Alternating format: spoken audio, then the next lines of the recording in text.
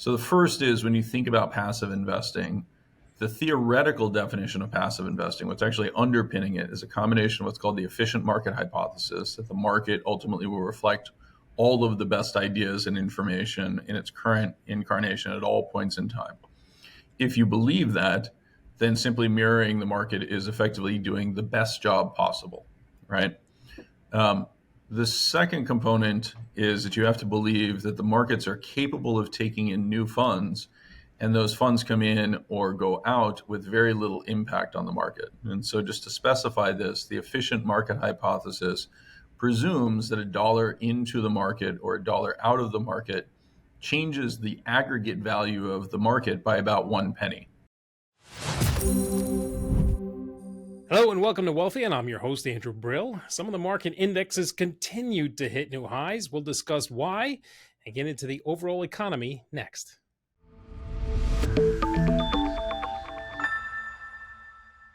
I'd like to welcome back Michael Green to Wealthion. He's a portfolio manager and chief strategist at Simplify Asset Management. Mike, welcome back. It's always a pleasure to have you. It's a pleasure to be here, Andrew. Thank you for having me. So in this crazy world and these crazy times, tell me, what are your thoughts on the economy at this particular point in time? Oh, I thought I was going to get to comment on the craziness. I'll ask you that next. Exactly. So look, I think that we have a very interesting situation in which we are simultaneously seeing the economy decelerate. We actually just today got the quarterly census on employment and wages, which is the revision data that will flow into the non-farm payrolls. That suggests that we were about 750, I think it was 735,000 jobs less than the payrolls number reported last year. That means the household was much closer. Means those who were skeptical about the idea that the economy had accelerated rapidly were correct. And unfortunately, all that information is coming out at a point where it doesn't really matter anymore. So what we're actually looking at is an economy that was weaker last year than we had anticipated. It's almost certainly weaker this year than the headline data would suggest. And we're struggling in large part in a lot of the commentary you're going to hear to explain why the equity markets are near all-time highs, if not at all-time highs. And I think that's one of the real challenges is we've moved from a world in which it's presumed that the equity markets reflect underlying economic data to increasingly being the tool that we use for saying, is the economy doing well or is the economy not doing well, right? That I think is going to be one of the things that we find is challenged over the next couple of years as we continue to confront the dynamics of the growth of things like passive strategies, et cetera, that really don't have a link to fundamentals other than the employment component. And that I think is, again, going to be kind of the really interesting question. How do we see people start changing their portfolios as they recognize that the tools that they've used that simply assume that equities deliver a certain return, do they begin to wake up to the opportunity that at least I see within the fixed income space, where real yields are much higher than they've been in over a decade, the opportunity to take advantage of what the Fed itself will acknowledge are unsustainably high rates for a period of time? Does that begin to dominate portfolios? And in turn, how does that begin to change the financial market landscape? This becomes the key question. I don't think we actually know the answer yet. What we do know is that the data is telling us the economy was weaker than the headlines would have suggested. My expectations are we're going to continue to move in that direction. Yeah, we got housing numbers also. The housing sales were down. But I want to touch on something you mentioned, which was passive investing. Yep. And that you said that artificially inflates the market. Can you explain to us what exactly passive investing is and why it has that effect? Sure. So the language that refers to passive investing, people will often confuse it with ETFs or with mutual funds, et cetera. It's actually a very specific type of investing. It's the type of investing that attempts to gain access to all securities in the market. The total market indices are kind of the best version of this. So something like a Vanguard total market or a BlackRock total market, where you've taken stock selection or sector selection or security selection out of the mix, and you're simply trying to match the overall market position. That's the theoretical framework for passive investing. And the idea is very straightforward. The average investor, the median investor, the vast majority of investors for that matter, simply don't have the time and resources to allocate to selecting securities and trying to beat the market. So you're better served by simply participating. That sounds great, and it makes perfect sense in an environment in which transactions are largely frictionless. Unfortunately, that's not how markets actually work. So the behavior from people buying those indices and buying those funds that are replicating these indices means that they're actually influencing prices in markets. And as more and more people end up doing exactly that, and you'll notice in that discussion, there's no attempt at security selection, there's no attempt at asset allocation. There's simply an assertion, I want to buy it all, right? When you do that, you actually are changing the price behavior in the market. You are reinforcing price trends. So stocks that go up suddenly get an incremental allocation of capital when you next put money to work that pushes them higher. This helps to explain the divergence that we've seen in the stock market, where the largest stocks are getting larger and larger and more richly valued, even as fundamental principles like the law of large numbers suggest it becomes harder and harder for them to grow in the manner that they did historically. So if we're talking about someone, when we have employment or full employment, as we've had for a period of time, and employers offer 401ks or IRA plans, and people say, okay, yeah, I want to participate, and they put in their money, they get their match from their employer, and just goes someplace where they just say, okay, yeah, put it in here. And that goes to a fund. That's how that all happens. They're actually not monitoring what they're investing in. They're just saying, okay, yeah, put it in this Vanguard fund, if you will. It's up 5, 6, 7% a year. And the Vanguard fund just automatically pumps money into those stocks. Absolutely. And that is the vast majority of investing. If you actually look at quote unquote investing, really it's what people are trying to do is they're trying, and I've heard others refer to it this way, and I think it's fascinating. They think of the money that's being put into a 401k as savings, right? Almost like you're putting it into a savings account. You don't put any thought process really into the money that you put into a savings account, but you are supposed to be thoughtful about the money that you put into an investment account. Again, the theory behind passive investing is that you are free riding on the efforts of others, and free riding in and of itself can actually be a very good thing, but you have to ask, what are the services that you're providing on the other side of that? Why do you get away with that? The simple answer is, by putting money to work in that fashion, you are actually providing a service to the market by increasing the liquidity. It makes it easier for me to sell if somebody shows up and says, well, I have a job, I have savings, I'm just going to put it in, therefore I'm going to buy. You want to sell, you may have some fundamental reason you want to sell. I don't care. I'm simply going to try to buy, right?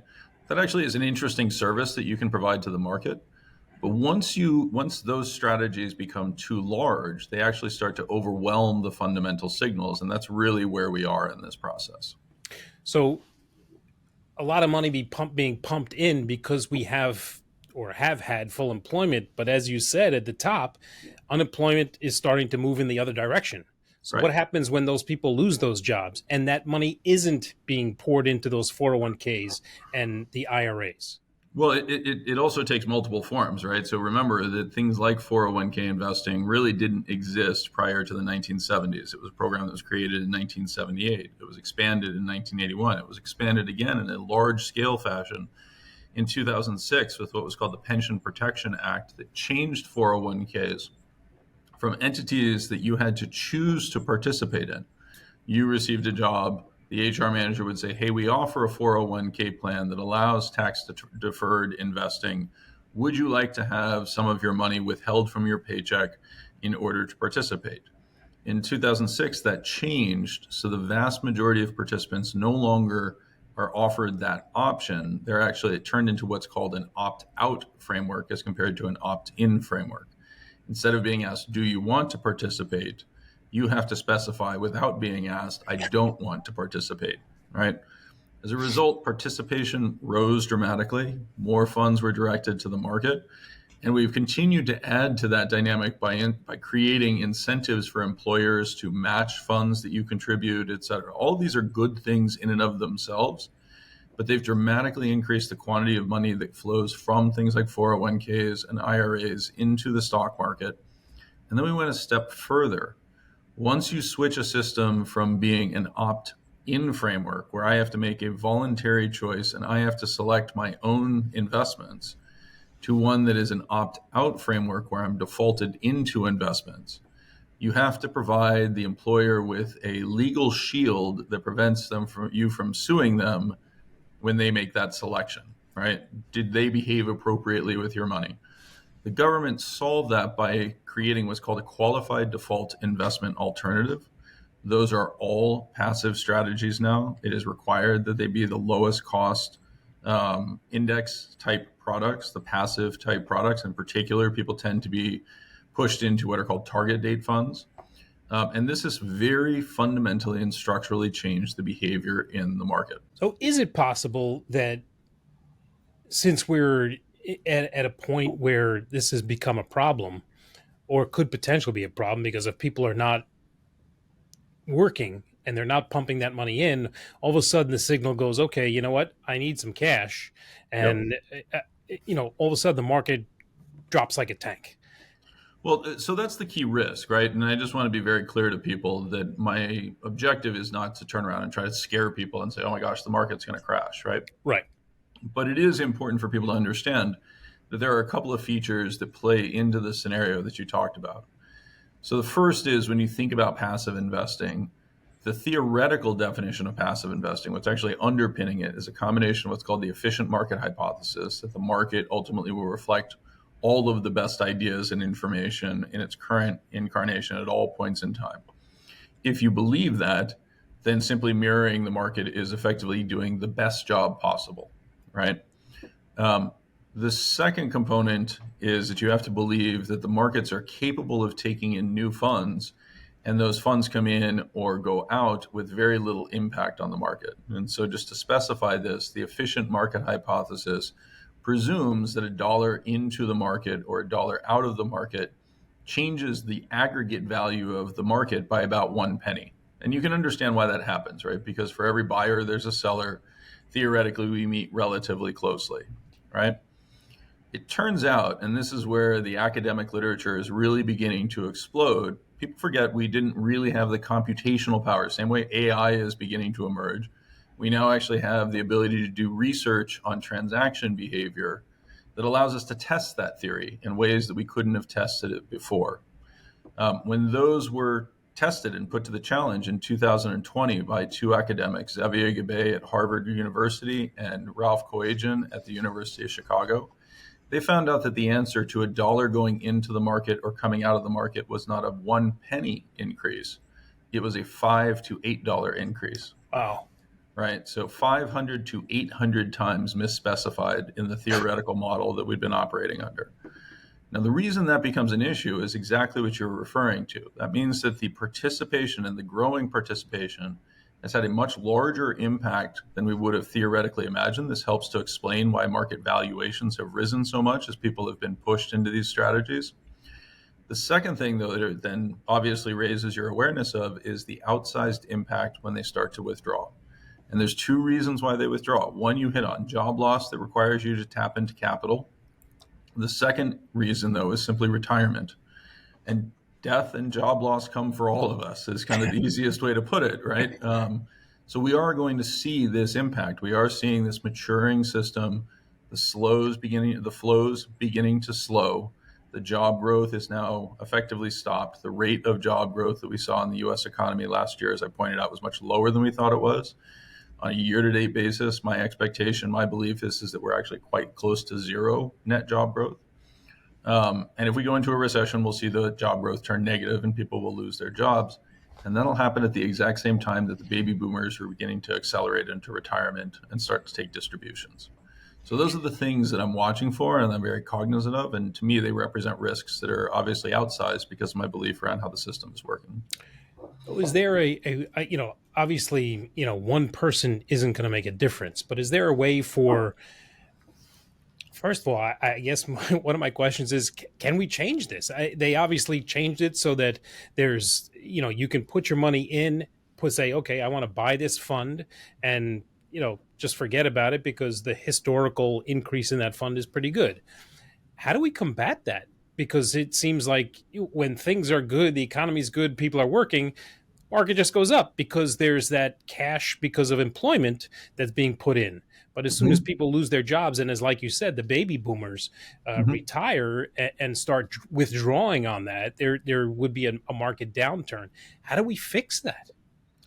So I think the unfortunate answer is there's not much we can do. You're certainly correct on an individual basis. The only thing that I can hope to accomplish is to educate people, to make them aware, to encourage them to increase the quantity of savings that they're allocating, both that they have, right? Because those historical return profiles that we use for our savings patterns overstate the returns that we're likely to generate in the future. And so the forward return profile looks less attractive than the historical return profile, even as ironically, if the flows continue, the market can go up faster and faster, right? So this is very much the Chuck Prince line from 2007, when the music's playing, you got to keep dancing sort of thing, right? But people can be aware of that. And then the second thing that they can do is they can actually recognize that the fact that the market is going to new all-time highs is not an economic signal that tells you that growth is incredibly robust or that inflation is in a runaway construction. It simply tells you that this is how the allocation systems are built. Things like target date funds do not care about the relative valuation of equities and bonds. They simply reference the age of the participants and slowly start rotating them into bonds and fixed income as they get older.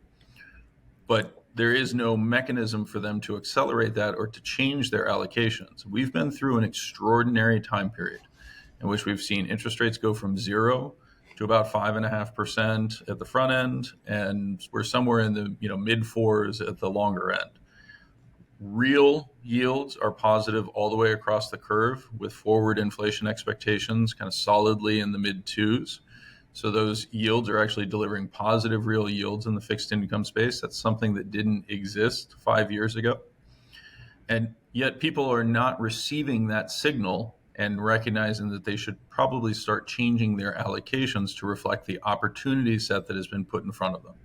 I actually listened to a podcast the other day where somebody was saying bonds have the worst possible configurations. It's the worst time to buy bonds in history, right? And I can't help but laugh at that when I look at what transpired in 2022, for example, coming off of 0% interest rates and climbing to that 5% had a huge impact on bond pricing and forward-looking bond returns, and yet nobody is really changing their allocations yet. Pensions and institutions are slow to do so, and candidly, individuals just don't receive the signal if they're participating in things like target date funds.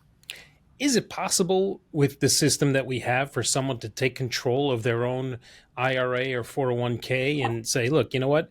I want my money to go into my 401k where my investment advisor controls that, and he's going to put it into the stocks that he thinks are going to be good instead of investing in these funds that are traditionally IRA or 401k funds where they say, okay, you know what, this gets a 7% return every year, or this does a 10% return every year, and these are the allocated stocks. I mean, maybe you don't want all those allocated stocks. Is it possible for someone to take control of their own IRA?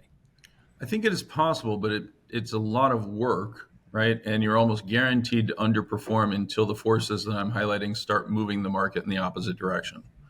And so this is very much tied to the research that I've done in these areas that actually highlights one of the challenges that we're seeing in the active manager community is a byproduct of the distortions that we're seeing. So I'd share a stock chart or a graph with you, but it probably would not be very clear and easily explained to people. So I'll try to explain it in a slightly different fashion. The characteristics of what causes a stock price to move are obviously changes in supply and demand, right? The supply of any individual stock tends to remain relatively fixed, right? They aren't issuing shares Right. really on a continuous basis. They may be buying back some shares, actually, in fact. But so the supply tends to be relatively fixed. And so then it's up to a question of changes in demand.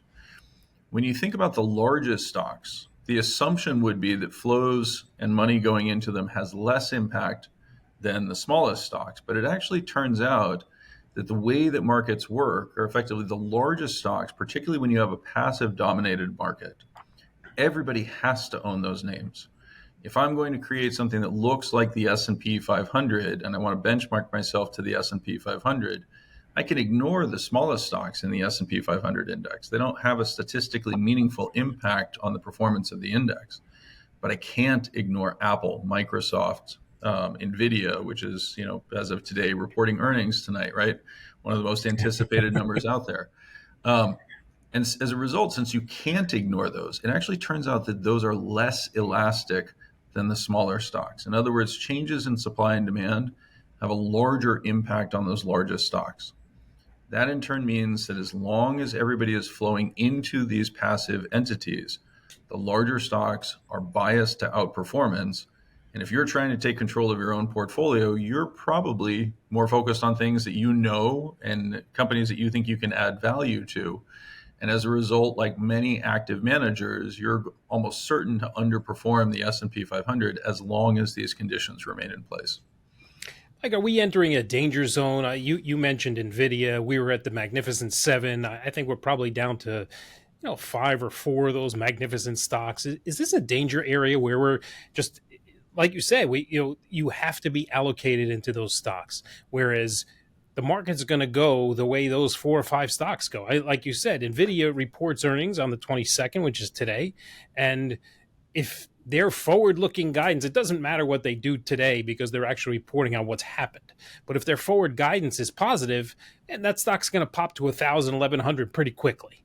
But if the forward-looking guidance isn't great, the market's going to take a pretty big downturn, in my opinion, because there is so much money allocated to that stock. Is this a danger zone where there's just so few stocks that are being touted and watched and really money being poured into them? Well, I mean, it's funny. I actually ran the numbers this morning just to fully appreciate this. Within the S&P 500, semiconductors, which is dominated by Nvidia, makes up only about 9.5% of the market cap, inclusive of semiconductor capital equipment. It makes up about 10.5% of the total market cap of the S&P 500. And yet, that sector, right, that combined sector of those two, accounts for 45% of all the earnings growth for the entire S&P 500 on a forward-looking basis over the next 2 years. Right. So to emphasize your point, we are really looking at a market that is extraordinarily narrow, both from a fundamental expectation standpoint and from a market capitalization and representation standpoint. That to me creates significant risk. And couple that with some geopolitical issues. I mean, we've just upped the tariffs on China, and they control a decent amount of the semiconductor uh, stuff in the world. I think that they are a big semiconductor player, and that's just going to drive prices higher and make things more difficult. Well, I mean, the interesting thing is when you say that it drives price higher, right? Remember that tends to actually benefit the semiconductor manufacturers. So the fact that that competition could potentially be withheld, or as we effectively create trading barriers to both the import and export of types of semiconductors, these companies actually are effectively getting preferential treatment. Right now, they've lost some end markets, and I think that's important to consider. But ultimately, that what you just described is in some ways supportive of the semiconductor sector. Now, the much bigger question emerges: do limitations on availability of semiconductors, or do higher prices for semiconductors, in turn lower the aggregate potential growth rate for the U.S. economy and lead to exacerbated job loss? To bring us back full circle to the discussion we were having earlier. And I think that's probably the bigger concern. The simple reality is that the United States and China have found themselves in the uncomfortable situation where the capitalists have sold the rope to the communists who want to hang them, to quote Lenin. And Right. at this point, the capitalists in the United States, to the extent we still behave in a capitalistic fashion, are increasingly saying we need to figure out ways to remove the risk that they're going to hang us. And I'm hopeful that we're moving in that direction. I actually think that we're not too late. And I actually think the American economy is ultimately quite robust in a way that most other economies around the world are not. We have high capability to feed, clothe, take care of ourselves. We have a large population. We have a favorable geographic climate. And we have an extraordinary resource in that we only have two direct neighbors. So the actual need for defense spending as compared to defense spending designed to keep global trade open for the rest of the world is relatively minor, right? We don't have to spend that much defending our Canadian border. Our Mexican border is a little bit more problematic, but certainly not anything that looks like the border between Ukraine and Russia, for example. And so, or Taiwan and China for that matter, right? So, we're looking at a very different situation in the United States. And I remain hopeful about it, but there are some hard times potentially ahead. Yeah, you say we have a robust economy and we're able to feed and clothe most of our people, but it seems like in the economy that we're in now, and now that it's starting to slow a little bit, the lower end of the uh, economic food chain, if you will, or the distribution, as compared to the higher end of the income distribution, is getting wider. It seems that Yeah. the lower end of the income distribution is starting to really suffer, and the people who have money are not suffering nearly as much, if at all.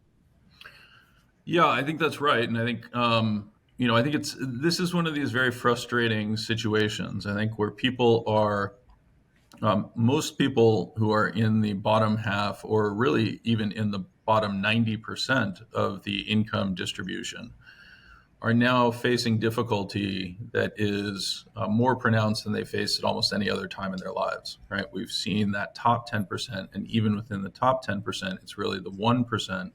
And even within that 1%, it's really the 0.1% that have done extraordinarily well in this society and this economy. Things like inflation affect the money that you spend, right? And that money that you spend, if you're spending 100% of your income or near 100% of your income, a inflationary pulse like we saw from 2020 until 2023, it has started to dissipate. I know it doesn't feel like that. I just want to make sure that people understand that inflation measures the rate of change of prices from the current level. We've seen a dramatic, almost 25% jump in the aggregate, the general price level. That is still affecting people. And if you had spent 100% of your income prior to the pandemic, your income no longer is capable of covering that because it has not risen 25% while your expenses have risen 25%. As a result, people are depleting their savings. They're increasingly facing economic stress, and that's exactly what you're referring to. The other end of the spectrum, somebody who's very wealthy and has a high income level, they typically could save 35, even 50 or 75% of their income, right? Bill Gates saves far more than 75% of his income. He has no capacity to spend it other than charitable donations, right? And so inflation doesn't mean anything to somebody in that income category, right? Really, even if you're looking at an income level of $300,000 or $400,000, the odds are that you've got a cushion that means you're never going to possibly spend nearly as much unless you decide to do silly things like taking private planes, et cetera. Um, and so that's what people are seeing. Those that are below that kind of $100,000 threshold are increasingly feeling stressed. This has nothing to do with individual choices that they made. It's not like they made bad choices, et cetera. But now they're being forced to make sacrifices that those in the upper echelons who actually had the potential to impact policy really aren't suffering from. And I think that's driving a lot of societal friction, right? It's creating a degree of resentment and anger that is ultimately not helpful for us at all. So, Mike, now that we've, the COVID stimulus obviously pumped a lot of money into the economy, Yep. probably more than they expected to pump into the economy. It I don't want to say padded people's pockets, but it gave people money to spend. It created a lot of the inflation that we see today.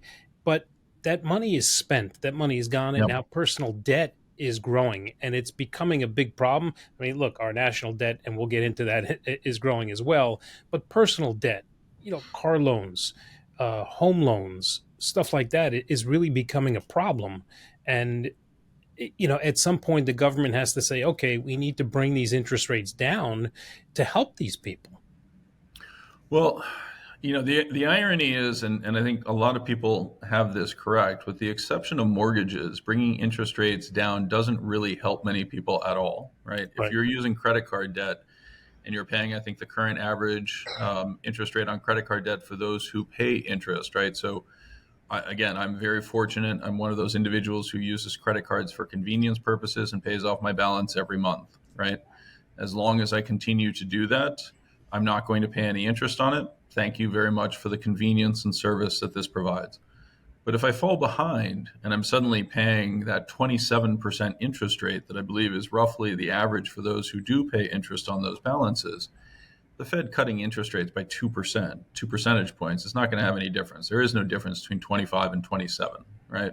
Nor does the credit card company need to pass that through to me now that they have me by, I think, what are technically referred to as the short hairs, right? Um, so, when you look at that type of situation, it's really not going to provide significant relief except to potentially the mortgages. And even within mortgages, because we came through the COVID environment, the vast majority of mortgages are currently struck below 3.5%.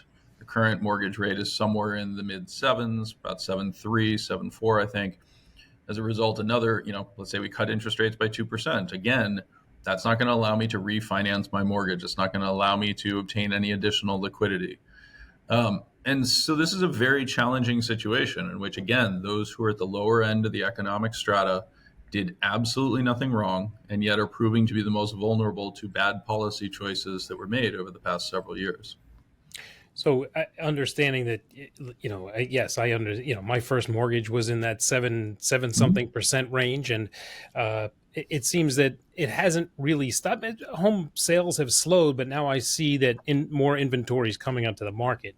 But let's talk a little about the national debt for a moment, and it seems that it's gone up about $1.5 trillion since the last time you were on Wealthion, and that's just a short while ago. And with bond prices where they are and the debt that the country has to service, we're just in a really bad place. We are, and unfortunately, I think you referred earlier to the dynamics of benefiting one group over another, right? Raising interest rates actually perversely can help those at the highest end of the spectrum by raising the return that they receive on the cash that they hold, right? So, again, those who are fortunate, I'll share with people a dirty little secret. If you have $5 million at JP Morgan, they will pay you 5% on your savings account, right? Congratulations. That's $250,000 of interest that you will make every single year for doing absolutely nothing. That didn't exist 2 years ago. Right. So that's $250,000 that is automatically flowing into their income statements. I'm sure most of your listeners would be very happy to receive that. They can just write into Wealthion. You'll give them the $5 million. Yes. You can then go put it into deposit at JP Morgan. If you have $500 or $5,000 in your bank account, you really don't care that much about the interest that you're earning on it, right? You're going from zero to, congratulations, $250. I hope you and your family really enjoy the dinner at the Cheesecake Factory, right? So, there's tremendous inequities that are being created in this environment that cause those who are best positioned in our society to look at the challenges that those at the lower end are experiencing and both not understand them and not appreciate them.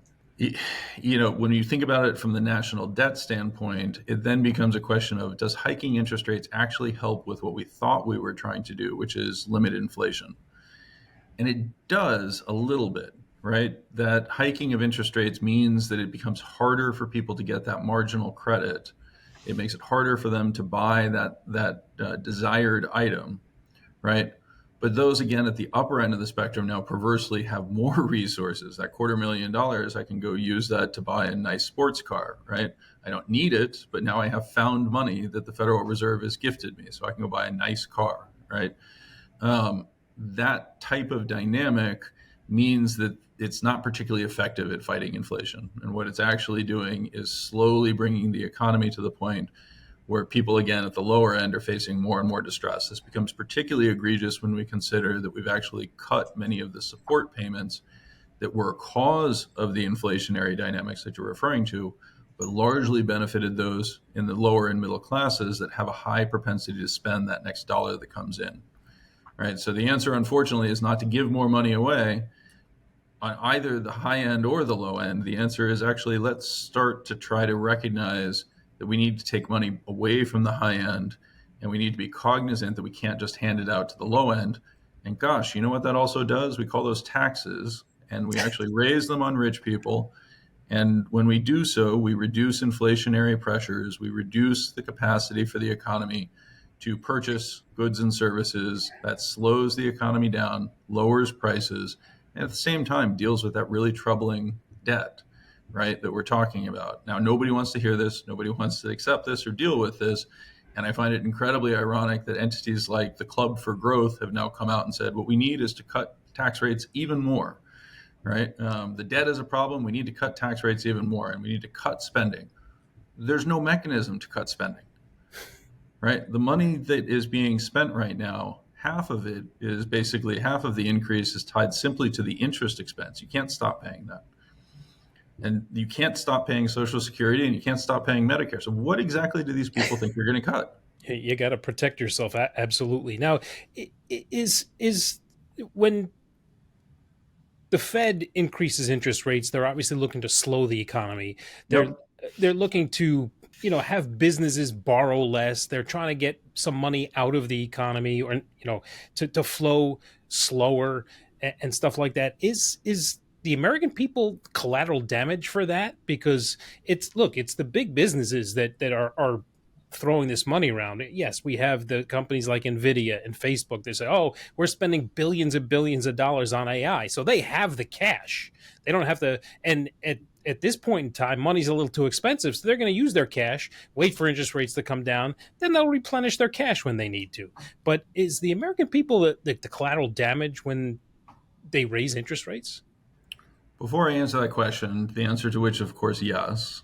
I'm going to share with your viewers an incredible event that's underway right now. So, Google is being sued under antitrust provisions by the US government. Of course, similar to Apple having a closed Play Store, in the closed App Store, right? You Right. have the same thing under Google Android. Google has been found in violation of antitrust by keeping that closed and not allowing competition to emerge within the space. They're currently in court in San Jose. And when faced with the prospect of losing this, the answer for Google was, here's a check, right? They literally they provided to the court a cashier's check saying, this is the maximum amount that you could actually claim as damages. You've already declared this is the maximum amount. Here's the cash, just go away. Right now, what they're trying to avoid are civil penalties associated that could potentially break up Google, for example. Right, but the arrogance of showing up in court and simply saying, "Here's a check, by the way, written out of our petty cash, effectively." Right now, just go away, nice little U.S. government. Is a message that the U.S. public should be well aware of. But yet they don't pay a lot in taxes, and a lot of these big corporations don't. Hence part of our problem. If they paid the taxes that they make, if they paid the taxes that are equivalent to the money they make, we'd be in a much different situation with a lot of these huge corporations. That's really the sad part, is that none of us like taxes, right? And all of us want to become rich. And so we understandably sympathize when people who are wealthy or corporations that are extraordinarily wealthy say we should minimize taxes and we shouldn't penalize people who become rich, right? Because that's what we want. We want to be part of that club. But the simple reality is that the process of protecting those benefits, either through lobbying, which is extensive, corporate capture, regulatory capture, et cetera, exploitation of tax shields and tax benefits on a global basis, all of these are being used to effectively pull the ladder up behind these entities and individuals, making it harder for the next generation of Americans to achieve. Basically, we were stealing. I heard the comment: "We're stealing from our grandkids at this point." Absolutely correct. That really is the right way to think about it. And we've known elements of this. Unfortunately, we kind of are the grandkids in this process, right? There's a reason why the boomers are so widely reviled. And I apologize to those in your audience who are watching this, because almost by definition, if you're watching this, you're a part of a group that both cares and are concerned, right? And so, like, you are not the problem, although we all need to wake up and recognize that the behaviors that we're describing are facilitated by us basically putting our head in the sand and saying, well, as long as I'm protected, right? We all need to kind of wake up at this point. Like, what do we do? How do we protect ourselves? Where are we putting our money these days to make sure that, hey, look, you know what? I need my money to at least work for me. What are we doing these days? Well, again, as I said, like we are in an interesting position where the riskiest investments offer some of the highest returns that they've offered in over 20 years, right? You can make in something like a 10, 20-year tip, you can make 2.5 to 3% on an after-tax basis, and you'll be or an after inflation basis, and you'll be compensated for the risk of inflation. That's a really attractive return profile. I just want to remind people that throughout history, to earn a 1% real rate of return would mean that you were a quadrillionaire if you started investing in 1 BC, right, or 1 AD, right? So like those numbers accumulate over time and become very meaningful. It's important in an environment like this to think about protecting what you have and to think about protecting your family and maximizing the resources that are available to you. Candidly, the opportunity to do so in a manner that guarantees what you're going to get out in a real fashion is something that I think is underappreciated in today's market. So start young and let it accumulate. Yeah, start in 1 AD and let it accumulate. You'll be fine. No, I mean, look, the reality is that if we are thoughtful and we manage our economy well, we can all be extraordinarily successful relative to those who came before us, because cumulative technology makes lives better for everybody involved. Productivity continues to rise. We are better at doing things than our grandparents were, right? Probably not at some things, but certainly at most things. And as a result, like we have the potential to create tremendous wealth as a society. We need to do a better job of returning that wealth in the form of human capital for the next generation. Is AI a good thing? I think AI is a good thing. And the reason I think AI is a good thing is because ultimately productivity enhancing capabilities raise everybody's wealth. Again, it becomes a question of how do we choose to share that, right? How do we choose to distribute the benefits associated with that? If we enter a future in which there is a single dominant AI and that single dominant AI funnels the profits from all applications of that AI to a small group of individuals, then we'll simply become a monarchy. Those individuals will eventually take over. We'll lose our democracy, and all the discussions we're having around this will be for moot, right? I don't think that's the direction that we're going, but I do think, like, if I take all of that and separate it from the actual productivity enhancing characteristics of artificial intelligence is not meaningfully different than artificial horses. We call those cars, steam engines, electric engines, et cetera, right? And so those are good things. Those can enhance our standard of living. Mike, thank you so much. This was awesome. I really appreciate it. I appreciate you coming on again. And where can we find you other than at Simplify? Well, you can find me at Simplify's website, www.simplify.us. You can also find me on Twitter as @ProfPlum99. And finally, if you are curious about listening to my writing in longer form than you'll find in 240 character tweets, you can look up my Substack at yesIgiveafig.com. And I hope people do. Excellent. Thank you so much. And we'll have you again soon. I appreciate it. Thank you very much, Andrew. That's a wrap on another discussion here on Wealthion. We hope you enjoyed it. Thank you for joining us.